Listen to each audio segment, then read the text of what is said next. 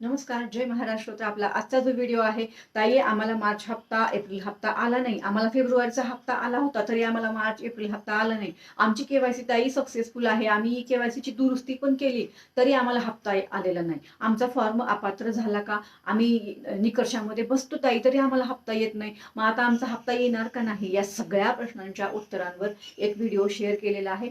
त्याच्यामध्ये अशी तुमच्या प्रश्नांची उत्तरं दिलेली आहेत, जे आत्तापर्यंत तुम्हाला कोणीही दिले नाहीत.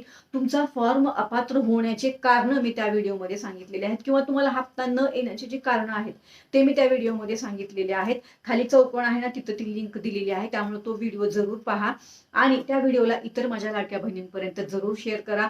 ही सगळ्यात महत्वाची माहिती होती आणि तुम्ही जेव्हा तो व्हिडिओ पाहाल तेव्हा तुम्हाला समजेल की तुम्हाला हप्ता का नाही आला आणि इथून पुढे तो तुम्हाला हप्ता येईल का न येईल हे सुद्धा तुम्हाला समजणार आहे. मी परत सांगतेय, जी माहिती मी तुम्हाला दिलेली आहे ती माहिती आतापर्यंत कुठल्याही युट्यूबरने दिलेली नाही. पहिल्यांदा ती माहिती मी तुम्हाला दिलेली आहे. खात्रीशीर माहिती आहे. व्हिडिओ पहा आणि त्या व्हिडिओच्या अंतर्गतच तुम्ही मला कमेंट करा. तुम्हाला फेब्रुवारीचा हप्ता आला, मार्च पासून पुढे हप्ते आलेले नाहीत. आता येतील का नाही हे सुद्धा मी त्यात सांगितलेलं आहे. बाकीचे व्हिडिओ, काल पण मी एक व्हिडिओ शेअर केला होता की तुम्हाला मार्च महिन्याचा आणि मार्च आणि एप्रिलचा हप्ता वितरण कसं होणार, काय होणार ते सांगितलं मी अगोदर. हा व्हिडिओ ज्या महिलांना मार्च आणि एप्रिलचा हप्ता आला नाही त्यांना येणार का नाही या संदर्भामध्ये माहिती दिलेली आहे. त्यामुळे व्हिडिओ पहा, इतर महिलांपर्यंत शेअर करा. नवीन असाल तर चॅनलला सबस्क्राईब जरूर करा, लाईक करा.